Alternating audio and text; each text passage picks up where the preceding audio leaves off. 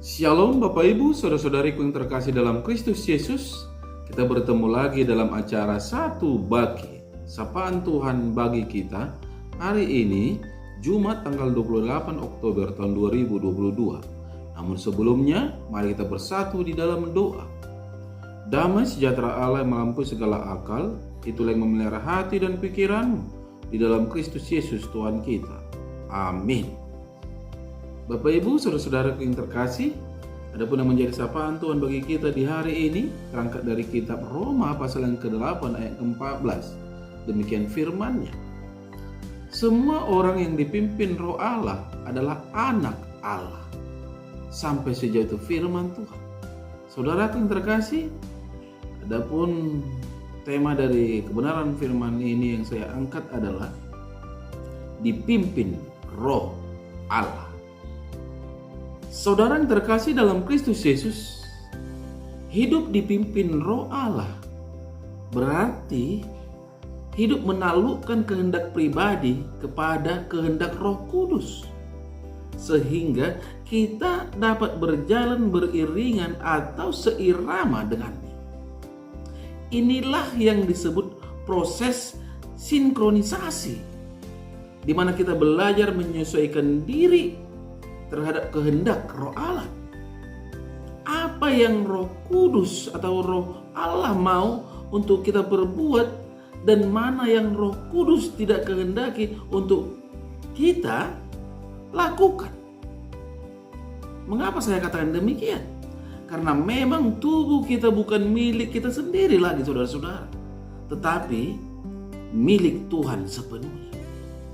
Tidakkah dikatakan dalam 1 Korintus 6 ayat ke-20? Sebab kamu telah dibeli dan harganya telah lunas dibayar. Karena itu, muliakanlah Allah dengan tubuhmu.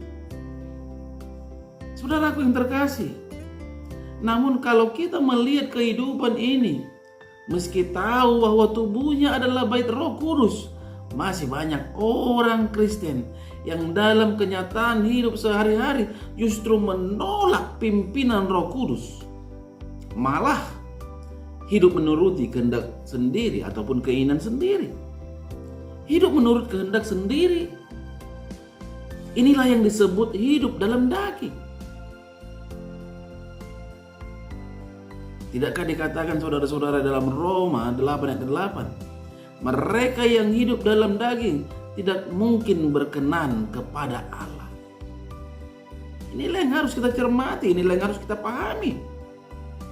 Jelas sekali kalau orang yang tetap hidup dalam daging tidak mungkin beroleh keselamatan kekal dan tidak bisa dikatakan anak Allah. Karena sikap dan perbuatannya, karakter kehidupannya tidak sesuai dengan keinginan Bapa. Saudara yang terkasih, firman Tuhan berkata, barang siapa melakukan hal-hal yang demikian, ia tidak akan mendapat bagian dalam kerajaan Allah. Barang siapa yang berbuat keinginan-keinginan daging, tidak akan menjadi pewaris kerajaan Allah. Tidak akan mendapat bagian warisan Allah.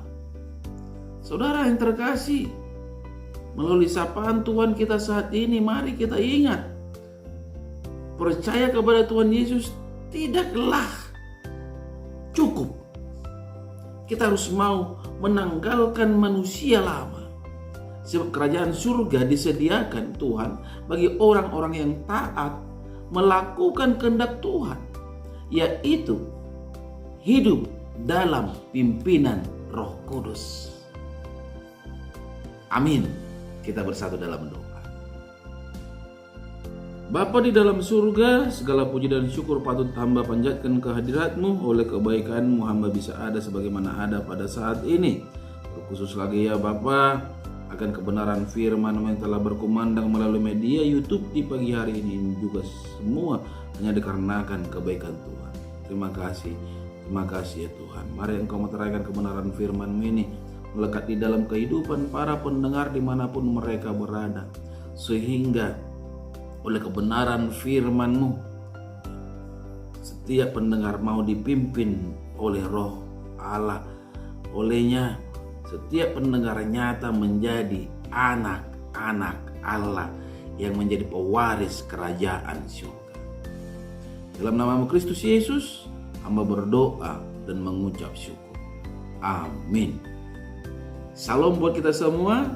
Salam sehat.